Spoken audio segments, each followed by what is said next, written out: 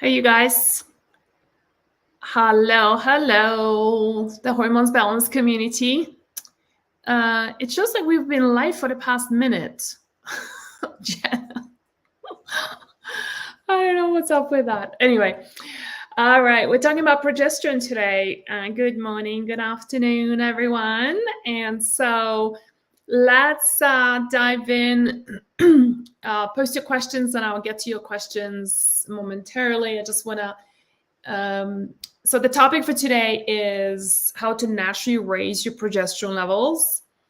And we are going to be talking about what are the symptoms of low progesterone, and then why progesterone drops after age 45. And then we're going to be talking about 6 natural ways to raise your progesterone levels. And it does not have to be bioidentical hormones. It can be other ways as well. And then let's talk a little bit about safety of bioidentical hormones, including what's called the window, especially if you're in menopause. Like, you really want to hear this, because certain women in menopause should not be doing hormone replacement therapy. So you need to know about that. And then let's do FAQs or Q&As for towards the end. So I think that's going to be an interesting topic for us today. And, whenever I talk about progesterone, we always get a lot of participation, a lot of people coming on live, a lot of questions, also a lot of confusion. So let's also talk about maybe oral progesterone.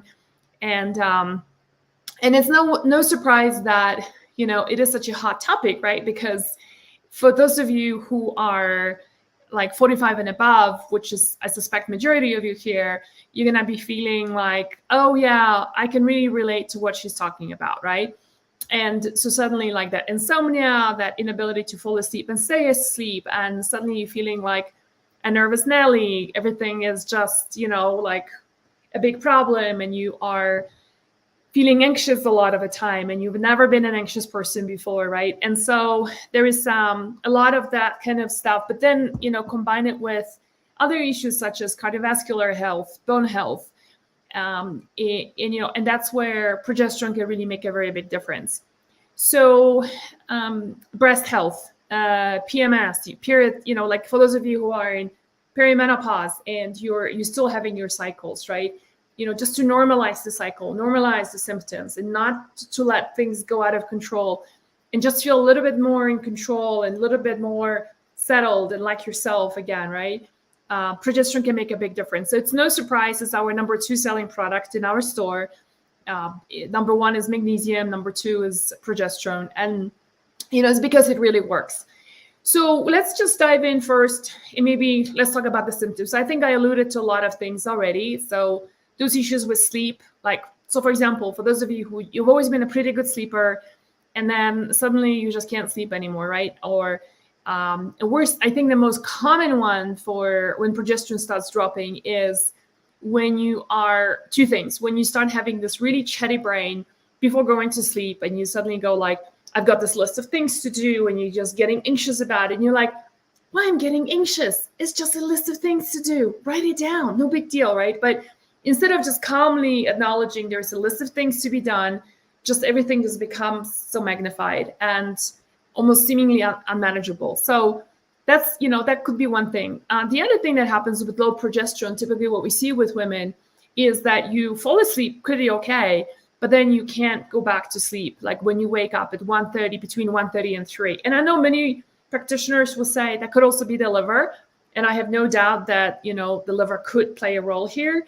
But I also know women who, including myself, that you work on the liver and that sleep doesn't really change. You're still having a crap sleep until you take progesterone, and that's when things are getting a lot better. So sleep is a real 101 that could be an issue. Now, for those of you who are going through perimenopause and you're still cycling, you might be just feeling like, that those long periods, painful periods, some of that you might be experiencing, it's almost like you're being a teenager again, like when you're 15, 16 and skipping school because period was so heavy and the PMS was so terrible.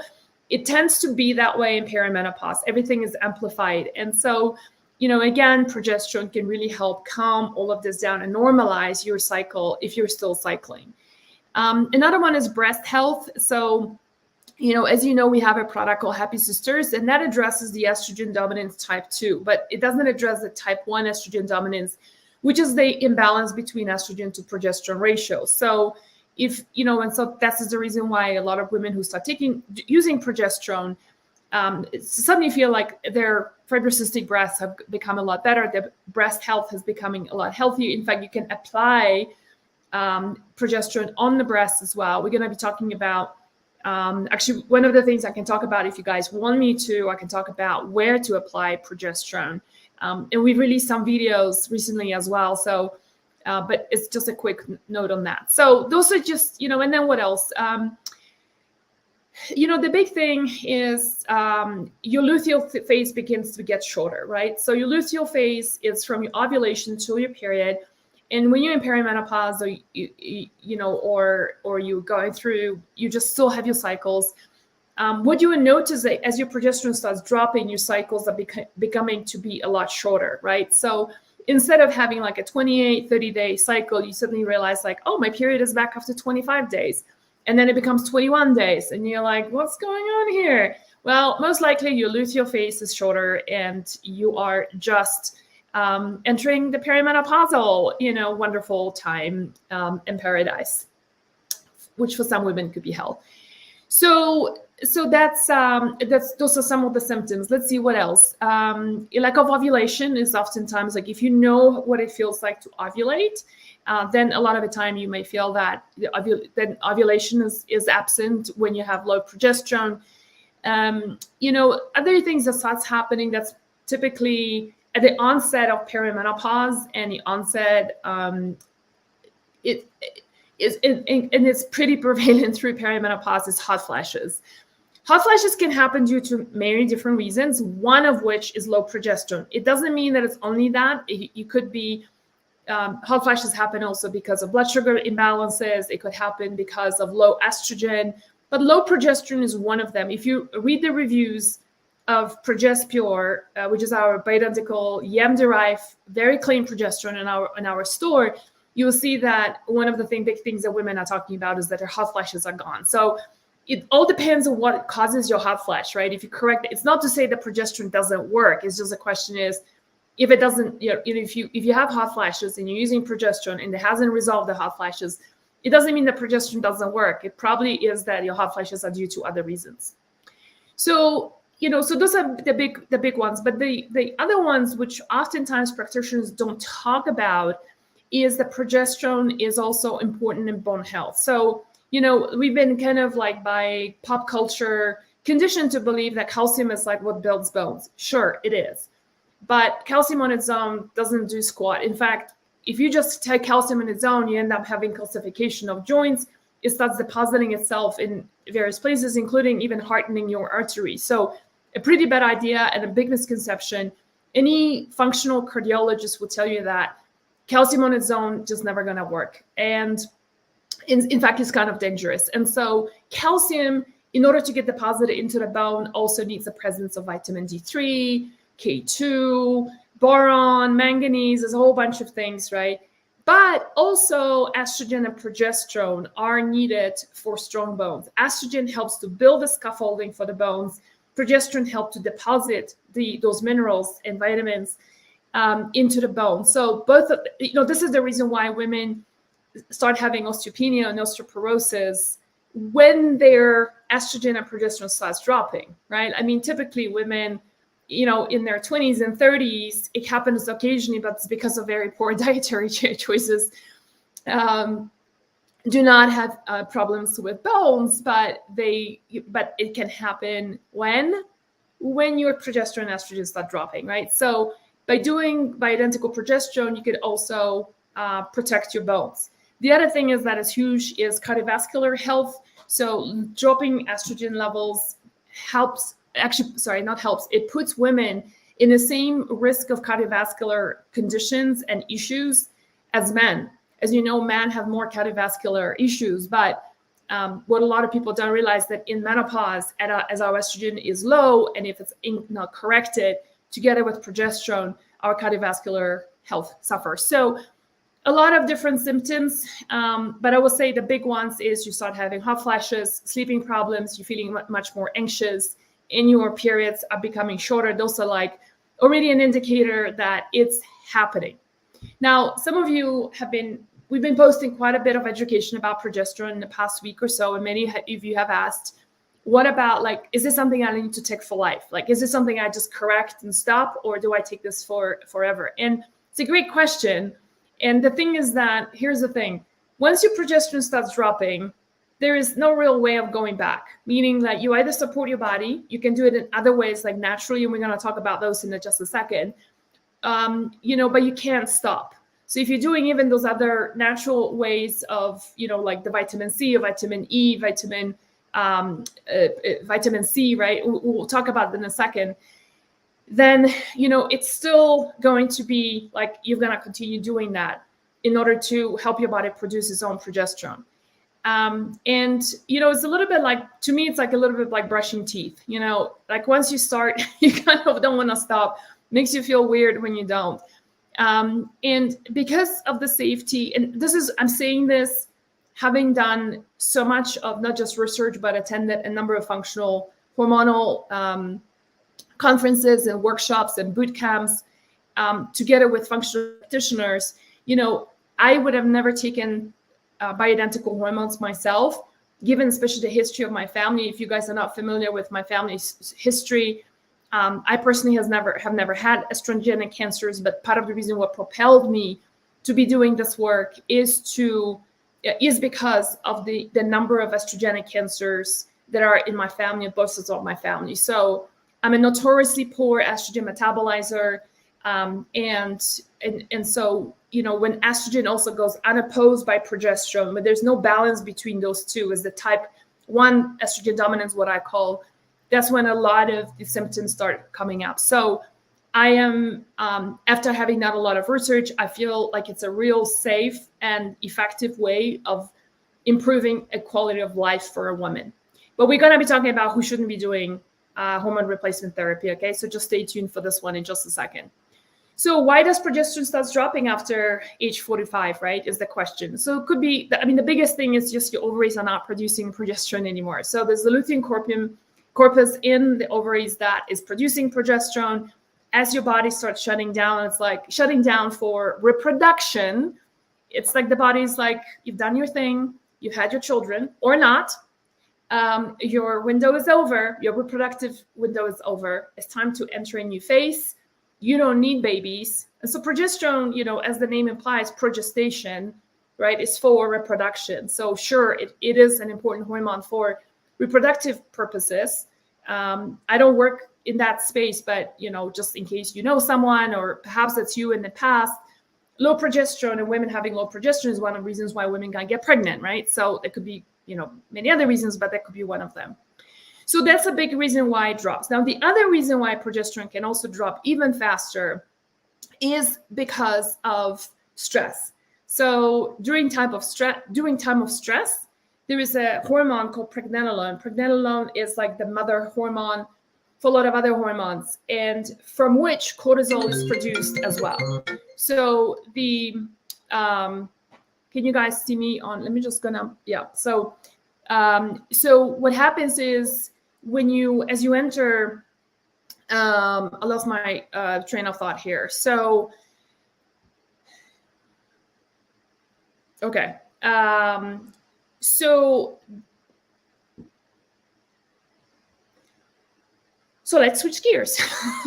And if you guys want to put in the notes of where I lost my train of thought, then it's actually an important call that came in. So I kind of got distracted. All right, it's all good.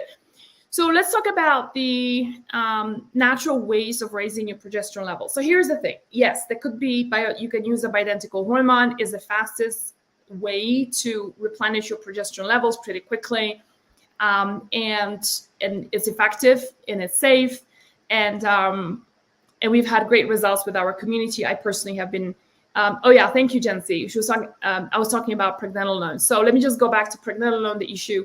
So pregnenolone is like the mother hormone of which progesterone and estrogen and progesterone and cortisol are produced. So during time of stress, if the body needs to, the body only has so much of raw resources, right? Raw material. So whatever raw material is needed of that pregnenolone is going to go into the production of cortisol in order to help you go through stress, and it steals it away from progesterone, because guess what? You can actually live without progesterone, just miserably, but you can survive. It's harder to survive without cortisol, because cortisol has got so many other functions in the body, regulating your immune system, you're controlling your blood sugar levels, amping you up so you can actually deal, like, you mentally become a lot sharper, and so on and so forth. So times of stress can happen a lot of the time, that your progesterone is going to drop. So let's switch gears. Let's talk about the 6 ways you can naturally raise your progesterone levels. And so not everybody wants to go the bioidentical route, and I completely understand and respect that. In fact,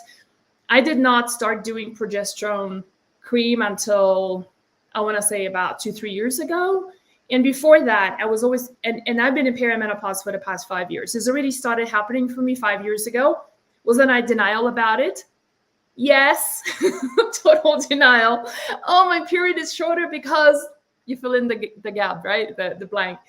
Oh, I'm not sleeping well because, and I was in such, I don't know why. I mean, there's nothing wrong with getting into perimenopause, you guys. Like, it's the most natural ways of being, And so it's all normal. I don't know. I was putting on resistance. But so if you don't want to do the bioidentical hormones route, which is completely understandable, then there's a few other things you can do to raise or to help your body raise its own progesterone levels. The first one, which is one of my favorite, is vitamin C.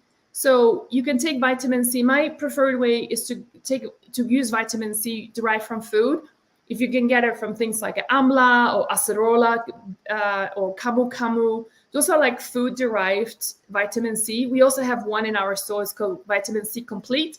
Complete because it's got it's a full fruit from amla, Indian gooseberry, that we're using for vitamin C.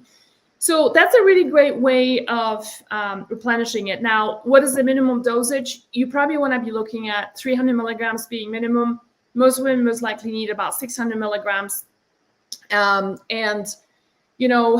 I actually put that in my smoothie. I open up the capsule and put it in my smoothie. I do like a midday, like instead of doing lunch, I do like a midday smoothie. That's like a protein smoothie with collagen in it. A lot of different, like, I posted, you guys might have seen this. If you haven't, it's on Instagram and on Facebook. In the feed, there's a whole bunch of different recipes, like my smoothie ideas of like broccoli sprouts and a lot of different seeds like flaxseed. And so that's one way you can do this, vitamin C. The next one would be a really great one, would be zinc. So a lot of people think of zinc as being helping your immune system. Yes, that's true. Number 2 would be zinc also helps your creating integrity and strength of your of the mucosa in your intestinal lining. That's also wonderful, especially if you have IBS. Is super helpful. And the third thing, a lot of people don't realize that zinc is actually also there as a raw material for progesterone production. One way of knowing that you have a deficiency is that when you start having white spots on your, see, I don't have any spots. So because I take zinc every day, 30 milligrams to 50 milligrams. You do not want to do more than that because it is a heavy metal. So just to, more does not mean better. So that's another really great one to consider. Another one is vitamin E. A lot of people have really great results with vitamin E, so you can look into that. Next one would be using seed rotation. So that's something that I think, we popularized it a lot, the seed rotation method.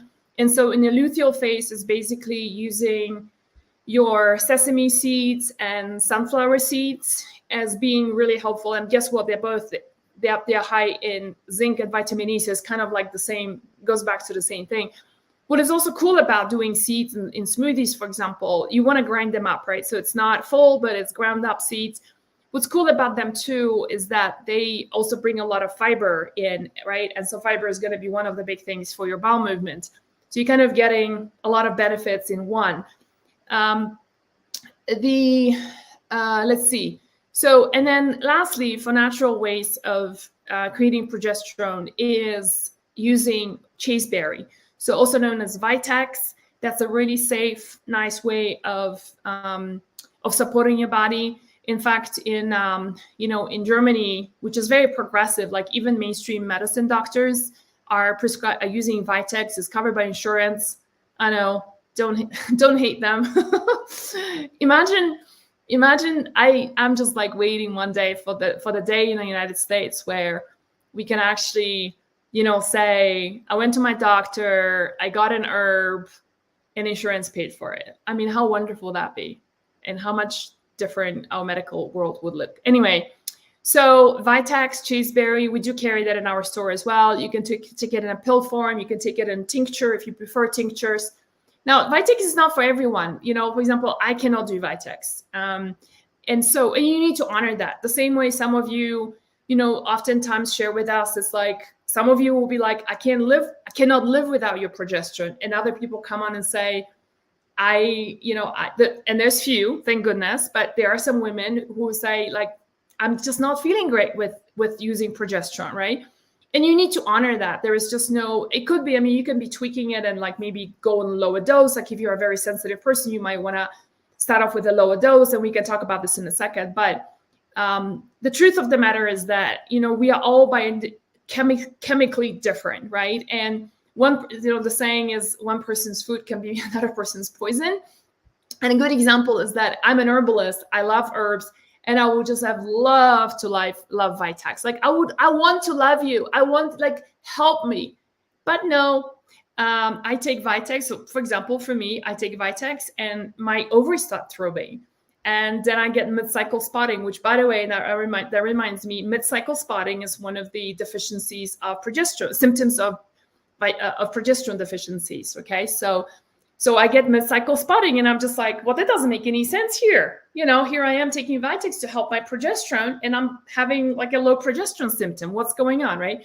But it's just how it is. And, there's no need to be angry at your body. There's no need to be angry with us. It's just, by the way, if you ever buy anything from us that's not working for you, just email us and we refund you, or we give you store credit, whatever you prefer, because we know and we honor that we all are different and we all respond to things differently. So those are, those are some of the things you can do. Vitex, I was just talking about Vitex. So Vitex and chasteberry in Germany is given to women both who are having like luteal phase disruption. So they are not ovulating, they are not having a very healthy luteal phase, which is progesterone predominant, and they're having a hard time getting pregnant. On the other hand, there is also given to women who have hot flashes. So, which is, again, it goes back to what I was saying earlier, is that the difference between the difference between estrogen and progesterone needs to be closed up, the gap, so that you feel better, and estrogen is opposed by progesterone. It's balanced out with progesterone. So let's talk a little bit about the safety of bioidentical hormones and who should not be taking it. So using them. So let me just talk about maybe the precaution first. First of all, if you've tried it before, it doesn't work for you, just don't do it. Try other options that I've just given you, right?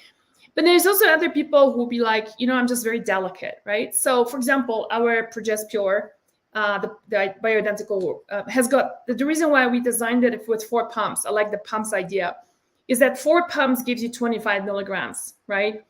And so if you are very sensitive and you know yourself and you need time to kind of build up tolerance, then just do 1 pump. That's not a full pump, but okay, that's a pump, right? You just do 1 pump, and that's going to be your progesterone, and just see how you feel. We've been having questions about saying that my physician said to me that progesterone creams don't work because they don't get absorbed.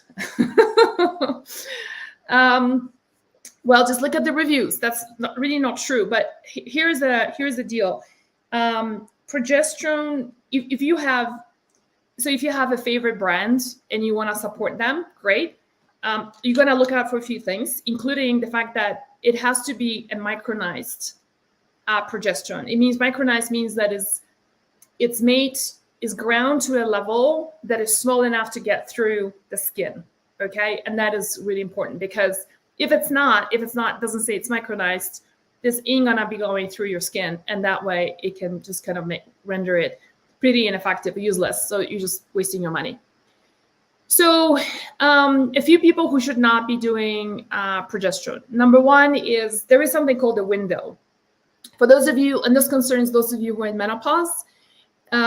So the research shows, and there's been books written about it, is that the window is basically a window of time that it's safe for you to use hormone replacement therapy. And this includes testosterone, DHEA, all the estrogens, and progesterone. And the window is up to age 65, okay, or no longer than 10 years into menopause. Jen, can you type this out so that it's clear for people in the comments, just in case you're missing that out? Because I know sometimes it's hard to. So I'll just repeat this. Is no later than age 65, or if you're 10 years already into menopause. That means your period stopped 10 years ago. This is not the time to be doing hormone replacement therapy. This is when the risk is high. Okay, so you need to honor that. Of course, don't do progesterone if you already are, your body's telling you like, I'm not feeling great, I'm getting anxiety here, instead of feeling good. And the third group of people who need to be cautious, and I'm saying this because of liability reasons, is if you had a progesterone receptor positive breast cancer. So what's really important to understand, though, is this, that progesterone receptor breast cancers happen when your estrogen is upregulating those receptors. I repeat, it's estrogen dominance that causes the upregulations of progesterone receptors that are then, and that's when the tumor is being diagnosed, right? Biopsied, they see progesterone receptors, they see estrogen receptors. And so this is the reason why progesterone on its own is not the problem, is estrogen dominance that upregulates it. So this is what you really need to understand. So from a liability perspective, I will say if you have a history of estrogen receptor positive, progesterone receptor positive breast cancer, you should not be doing progesterone. If I talk to my colleagues who are functional OBGYNs and doctors, will say, test, be supervised by someone who understands the whole nuance of things. And then if you are doing progesterone because it makes you feel a lot better, because it can really improve a woman's quality of life, right? I mean, who wants to be walking around sleepless?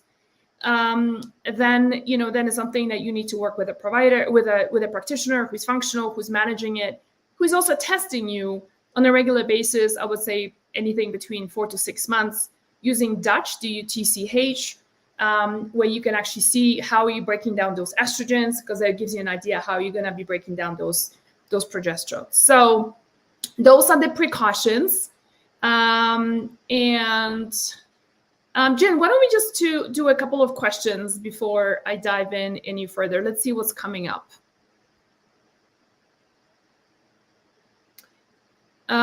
Ginger is saying, too late for me, then I'm 70. Yeah, so, but again, I've just given you a lot of other options. And if you're also low on estrogen, then there's also a lot of things you can do, like maca, flaxseed, black cohosh, red clover. Those are all really wonderful solutions that's going to help you bump up your estrogen and your progesterone levels.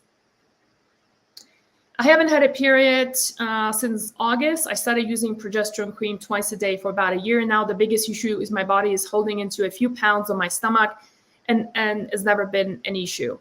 Yeah, so that's, you would really know whether that is true, that progesterone is causing that, if you stop taking progesterone and see whether that stomach pounds are going down or not. What's interesting to know is that progesterone is that belly fat, and we're going to be talking about belly fat in, I want to say, end of October.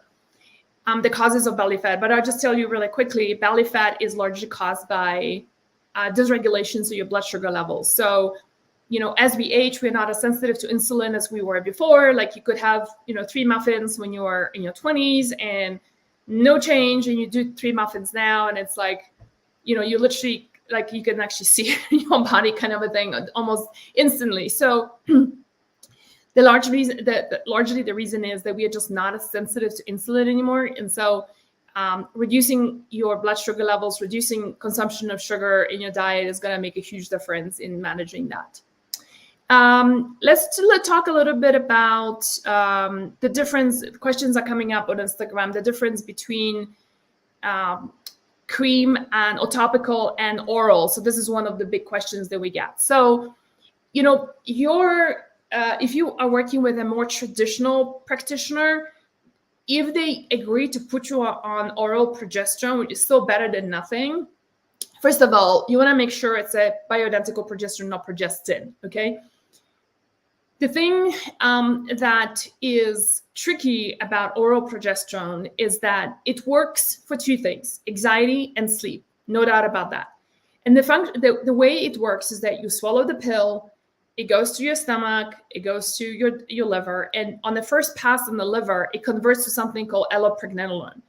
And allopregnanolone happens to attach itself to your GABA receptors in the brain. For those of you who had dealt with anxiety in the past, you know that you take GABA in order to calm your brain down, right? So this is how progesterone can have a calming effect on your brain, which is great. The other thing is that it has a sedative effect when it's taken at night, and it helps you fall asleep. That's awesome. However, 2 things that I have a problem with. Number one is that it's yet another compound that our liver has to deal with. And as we age, there's already so many things that our liver has to do that I feel like, can I just like free up my liver and not be, taxing it with yet another responsibility? I personally will do that. So that's one thing. The second reason is that oral progesterone doesn't have all these other benefits I talked about: hot flashes, regulation of period, helping you with your cardiovascular health, strengthening of bones, right? It doesn't, right? It just works on the GABA receptors. So it's your sleep and anxiety. So it's kind of limiting, and I feel like, and it's taxing your liver. Why not do bioidentical? And honestly, the reason why a lot of practitioners are resistant is because they haven't been educated on it. They see TikTok videos and they kind of dismiss it. And it's true, there's a lot of bullshit on TikTok, and you gotta be pretty cautious of what you decide to listen to, no doubt about that. But there's also, some really amazing physicians and advice. So I think you just have to be careful who you choose to listen to and then take advice from. So, and then somebody else is asking, how do we, what's the difference between, we also have, between a cream, we have our Progest cream, and then we have an oil. It's just a different delivery system. It's the same thing in terms of they're both derived from yams. They are both bioidentical. They both go on different places in your body. They're both super clean, and so we just wanted to give you different options. We had a big following of people who wanted oil, so we kept the oil. I personally prefer the cream because it's like, you squirt it. It's very fast absorbing. So it's like you put this on, you can put your PJs on like 3 minutes later and go to sleep and forget all about it. With oil, it's like dripping. I had, oil marks in my bed, and I'm like, eh. So, but you know what? Some of you just love our oil, and so keep going. We're not gonna take that away from you. I just feel like the cream is just easier to apply in this. In terms of delivery, in terms of dosage, this one is slightly higher. This 4 pumps gives you 25 milligrams, where the oil, the food dropper, gives you 20 milligrams. So there's a slight difference there. But other than that, now if you have some favorite brands that you want to try, I will just give you a couple of things to look for. I already mentioned it has to be micronized. It should not have any parabens in it. God forbid, anything with the word paraben in it, you want to run away from that. It should not have any mineral oils in it. It should not have any phthalates in it, like fragrances. That's why ours almost has no smell. Like we are using a proprietary blend of essential oils, but honestly, like it's there just to kind of put all the oils together. But it doesn't smell really, it's very extremely subtle. So there is that. Hormone factor trainer says, my gut is blowing up when I use progesterone. So just make sure that when you guys are commenting on adverse reactions to progesterone, we are talking about bioidentical progesterone and not progestin. Okay, progestin is like a lot of you are put on hopefully not you guys here because you're probably a little bit older, but a lot of younger women who want to prevent pregnancies are put as contraceptions are put on progestin. And so that's not what I'm talking about. Progestin tends to create a lot of side effects for women, and we really should not be taking it. So make sure when you say your gut is blowing up, we're talking about bioidentical progesterone and not progestin. I'm just going to go over to Instagram here and just take a look at my gynecologist prescribed estradiol. Would that boost my progesterone? I'm in my early 40s and I'm already in menopause because I have not had a period in over a year. Yeah, so good question. Make sure that the prescribed estradiol is bioidentical. And no, it's not going to boost your progesterone. And in fact, you want to be adding a progesterone because estradiol on its own is the most aggressive and prevalent estrogen in the body, but it also needs to be opposed with progesterone. Estradiol on its own can be quite problematic when it's unopposed, giving you actually estrogen dominance symptoms. So you need to be careful that if you're just a note here, if your provider hasn't even addressed that with you, that is telling me that she or he is not really knowledgeable with the functional way of using hormones. And so I would either seek a second opinion or find another provider. Is the pre or post dark discharge before proper bleeding symptoms of low progesterone? Yes, it can be. It can also be other issues like with your uterus. So you need to get this checked out properly. But the dark discharge is oftentimes definitely a sign of, it can be a sign of low progesterone. How many days a month do we use chasteberry? You can use it for 25 days out of a month.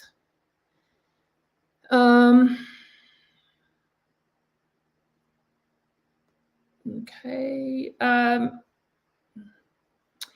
Should I do a blood test before taking zinc or the supplements to check if I'm deficient? You can, but honestly, so many of us are, first of all, like if you're having spots on on your nails, then it's showing you that you probably have low zinc. And if you're falling sick a lot of the time, look at zinc deficiencies, and that should help you. It's most people are deficient unless you eat a lot of things like oysters and livers. So if you're not, then but if you feel better to test, then go ahead and test. Actually for zinc, it's a very very inexpensive test. Okay. Okay, do we have any questions, Jen, that we want to pose before I keep going?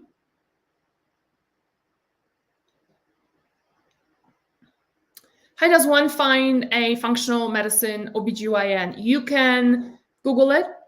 You can go to IFM. I don't know the URL. Integrated Functional Medicine, ifm.com or .org, one of those URLs. They have a whole listing of practitioners. You can go there. I'll just Google it as the first course of action. Can I buy these creams over the counter? I'm assuming you're talking about progesterone. Yes, it is over the counter. Jen, is there anything else that we want to? Is there enough vitamin C, zinc, etc. in a daily vitamin for your recommendations? Most likely no. One thing you can also do, what you can do with zinc, I don't know.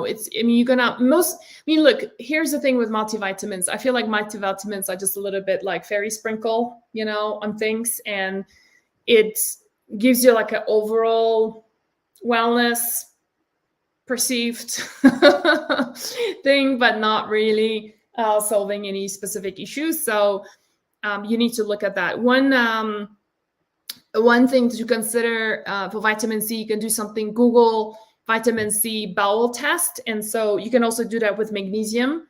And it's basically an idea of taking vitamin C or magnesium to a point where you get loose bowels, and that's when you back off. If you're very deficient in vitamin C, you will need very high doses in order for your body to replenish, and then you back off.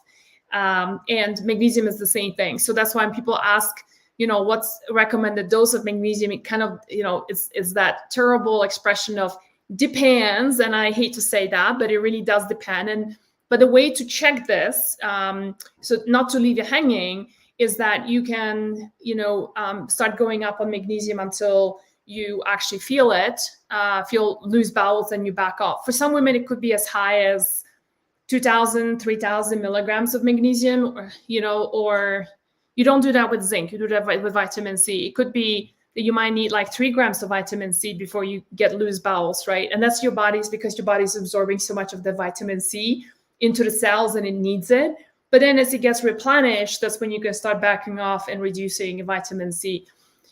I took vitamin C. So just to give you an idea of like my own journey with vitamin C, I personally like vitamin C. I'm very drawn to it. I put in my smoothie just to make sure I get it. And I use the whole food one, whole food version, and it quite a lot during COVID. And it was interesting during COVID. My luteal phase became longer, so clearly I was producing more progesterone. Unfortunately, it was only temporary, so it only worked for like 6 months, and after that, my progesterone started dropping again, and then. And then I tested and it was showing that I'm low. And so basically this is what I'm doing every night before going to bed. How do I know if I need both progesterone and estradiol 51 and heavy monthly periods? So you go by symptoms or you test. You can do, testing. I don't recommend doing blood because blood doesn't show you. Steroid hormones are very inaccurate. For context, I want to share with you guys, like when I was still in private practice, I lived in New York City, and I was seeing clients, and they will come back with their blood work, right? And it's like, oh, my doctor says everything is looking great, no problem, right? But then this person is having like heavy periods and terrible PMSs, and she's got a fibroid growing, right? And so we're like, so back then there was no Dutch. There was only saliva testing. And so we will do the saliva test, which was better than nothing, was better than blood. But now I feel like the golden standard really is urine. And we will do the saliva test, and it's like, comes back and it's like, oh yeah, she is not breaking. She's got too much estradiol. She's got no progesterone. And so everything was just like, oh, it was just a very affirmative to all the symptoms that this person was presenting. So so testing is one thing, symptoms is another. I mean, progesterone, I already mentioned all the symptoms of low progesterone. Estradiol symptoms would be when you're low on estrogen. Some of the things is like you suddenly you feel a decline in your brain, right? You're forgetting a lot of things. You might be having some incontinence, like your muscles are not as strong. You are a lot more forgetful. You're a lot more moody. You might be getting into osteopenia, osteoporosis, right? Because like I mentioned, estrogen is big on in helping you build bones. So, just Google low estrogen, and then you will know from there. Okay, let's do like one or two more questions, Jen, and then bioidentical versus hormone HRT. If you addressed it earlier, I'll watch your replay. No, I didn't, because I kind of did it in between things. Bioidenticals, we should just only be using bioidentical hormones, period, you guys. The hormone replacement HRT stuff, which is basically for, which is the synthetic stuff, so the progestin, the synthetic estrogens, right? They're just really not meant for us to be using them. So I would not recommend them. I would personally never take them. And so why not do bioidenticals? They're widely available. Find a practitioner who works with them. It's not like they are impossible to get. It's just an easy choice, and they are equally effective. So, other guidelines for over 75. Yeah, so you must have missed that part. I mentioned that above 65 and Or if you are 10 years into menopause already, you do not do hormone replacement therapy, including bioidenticals, but there's other options. So if you watch the video, you can get some ideas from there. How high is, Liz is asking, how high is your estrogen level to be considered estrogen dominant during menopause? So it depends what labs you're running. So you need to refer to, I mean, I think it's the simplest thing is just to refer to the ranges. The other thing is that, you know, I like labs and I think they can be very telling, but also don't turn off your inner knowing of how you feel, and don't mask those symptoms. Don't hide, you don't attribute those symptoms to other things that are happening in your life. I think it's really important. And I'm, unfortunately, I did that to myself too. Like I was in denial that I was in perimenopause. Didn't have any medical consequences, but it's more of just, mental and emotional. But it's like, it's great to get a confirmation from the labs, but it's also like, don't dismiss the fact that you have symptoms of estrogen dominance, such as your hair is falling out, you've got fibroids, you've got fibrocystic breasts, you've got nodules on your thyroid, you've got mood swings from hell, right? You've got all these period problems, short periods, very heavy periods, sporadic periods, history of having problems with getting pregnant or staying pregnant, right? Those are some of the things of estrogen dominance that we shouldn't be ignoring and just be depending on labs. And labs, by the way, can I just also say one other last thing about that? I'm not against labs. I've just run a whole bunch of labs worth $2,000 for myself, including Dutch, and I also did saliva testing, and I'm planning to share this with you guys. Actually, why don't I do that maybe on the next live in a couple of weeks if you're interested. And just to show you how different they are, my saliva shows completely different results from the urine. But, and so I'm a big fan of labs. I do labs all the time. The thing is that sometimes we depend on them so much that we just close off what's in front of us and we don't listen to our body.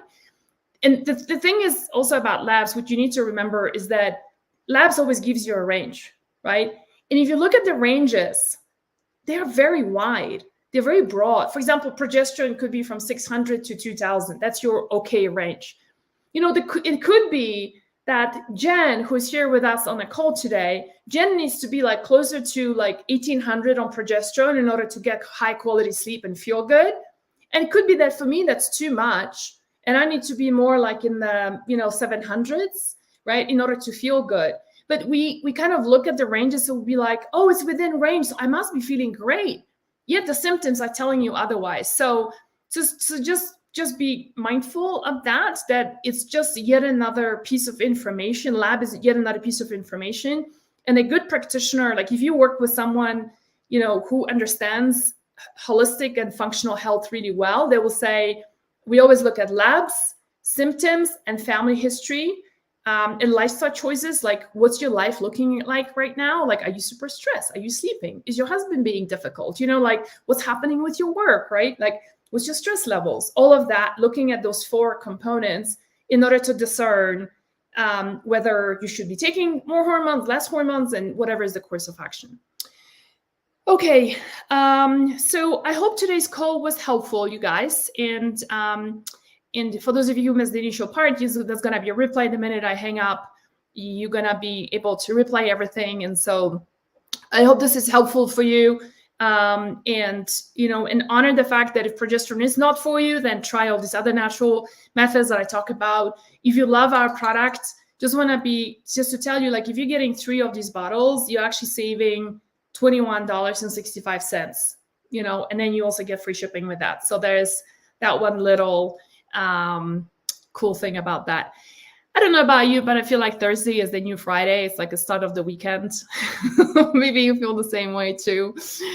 Anyways, I'm just going to wish you a very happy weekend, or at least start thinking about the weekend. I hope you do something really self-nourishing, something around self-care. And for me, it's going to be the first weekend when I actually can chill and not be doing a lot of things around the house. I was away for 2 months over summer. And so there was just a lot of things to bring the house back into being functional including dealing with mice infestation and then flea infestation on my dogs and potential mold now too. So I'm going to talk about it more as I discover more. But so I just feel like I had a very, very full plate for the past 6 weeks. And so it looks like this weekend is going to be like first weekend when I can actually chill out. So it's a baby Friday. I love that, Jen. Jen is with us on the call today. It's like Thursday's a baby Friday. All right, everyone, have a great one. And I'll speak to you in a couple of weeks. I'm traveling next week, so I'll see you in 2 weeks' time. Bye.